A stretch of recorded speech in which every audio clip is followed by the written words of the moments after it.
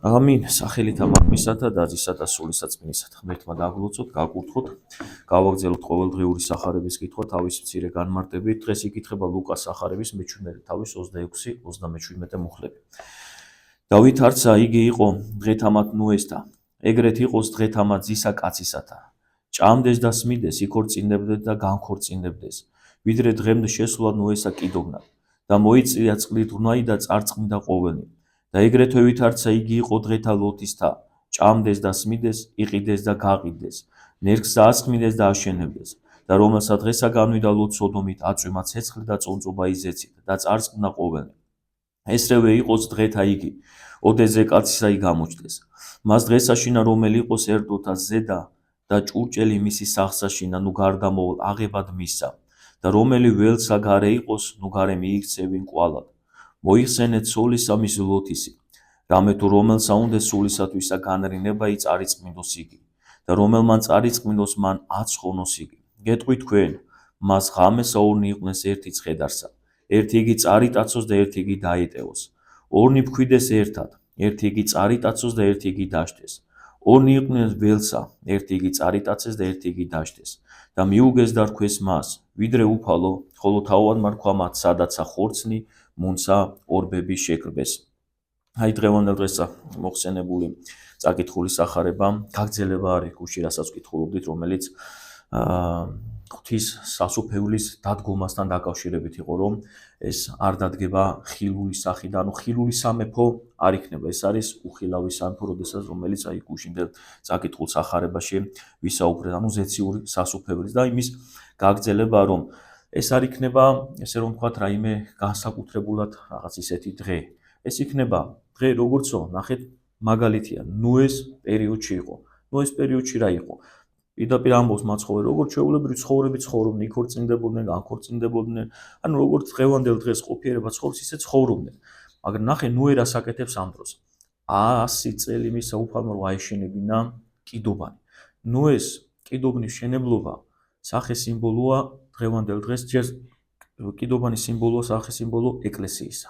და ნოეს მშენებლობა კიდობნისა სახე სიმბოლოა ქადაგებისა, რომ ნოე ქადაგებს თავისი საქმით, უჩვეულო ზომის რაღაცა ნაგებობას აგებს და ამ დროს ის ქადაგებს, რომ აი ამ ესე ვთქვათ, მის გარშემო გავრცელებული უზნეო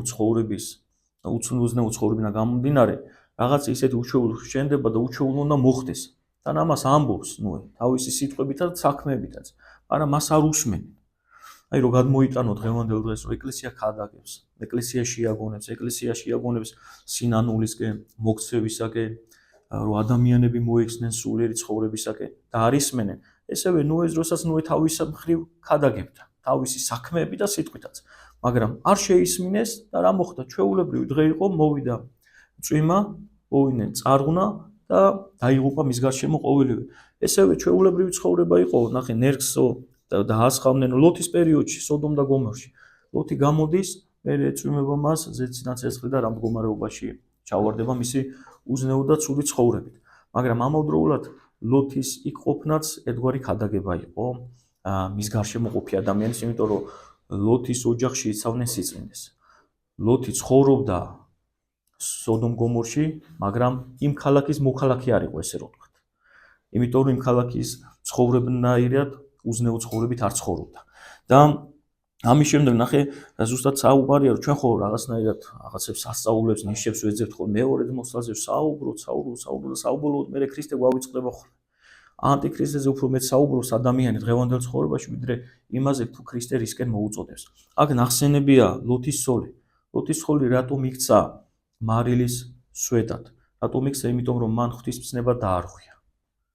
ღმერთმა უთხრა რომ არ მოიხედო, ის არღვევს. ესევე დღევანდელ დღეს ეს არის გასათვალისწინებელი, რომ გამოხვალ ამ ცოდვის ტყვეობიდან, ცოდვის ქალაქიდან, ესე რომ ვთქვათ, ხომ, ღვთისმცნებები უნდა შეასრულო. და არ უნდა მიუბრუნდე სიბინძურეს, იმ ჭაობს, საიდანაც მოდიხარ ადამიანი და არ უნდა დაარღვიო ღვთისმცნებები. ასევე მოყვანილი არის მაგალითები, რომელი მაგალითად ამბობს უფალი, რომ იმ პერიოდში მაგალითად ვინცო ერდოსაზე და არისო, არ ჩამოვიდეს ჭურჭლის ასაღებად.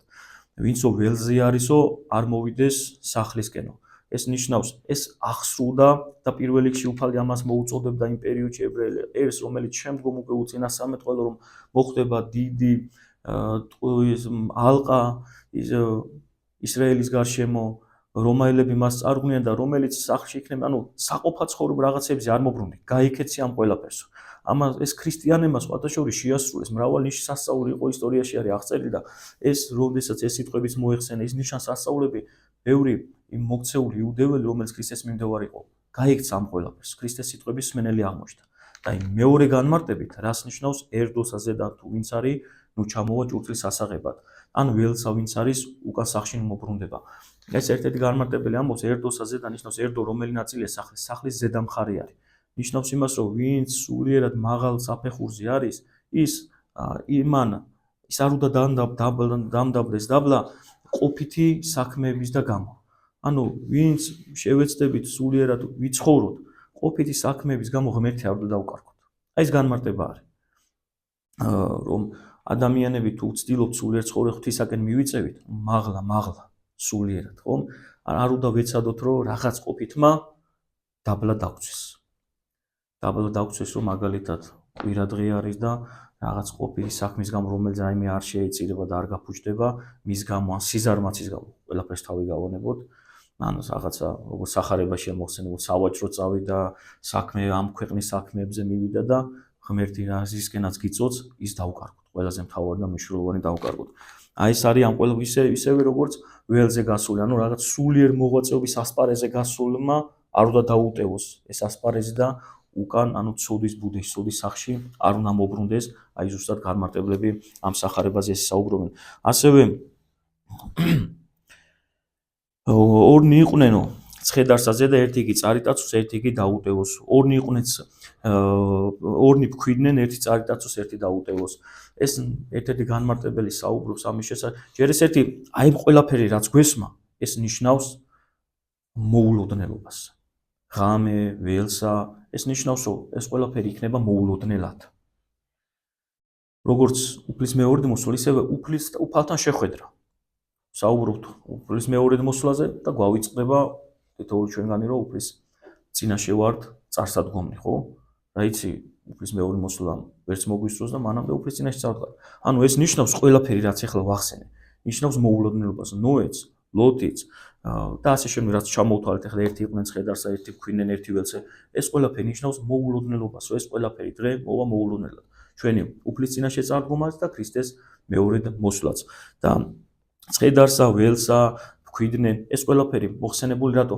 ეს განასახიერებს ადამიანთა ცხოვრებას, დიდრების, ღარიბების, ჩვეულებრივ, ადამიანურ ყოფას.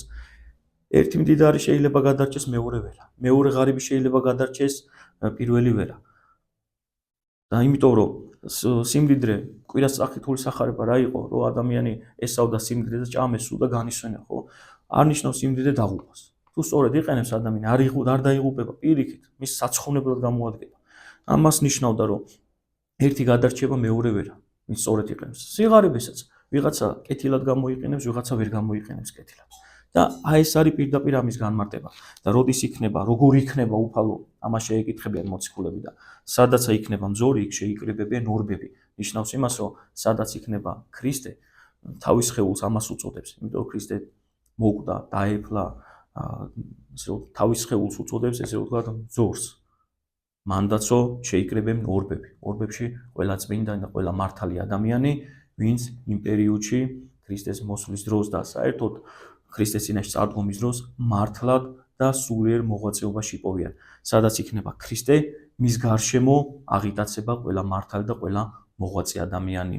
ღმერთმა დაგლოცოთ, გაკურთხოთ და წყალობა მოგცეთ. ესეთი იყო დღევანდელი საკითხული სახარების მცირე შინაარსი. ამინ.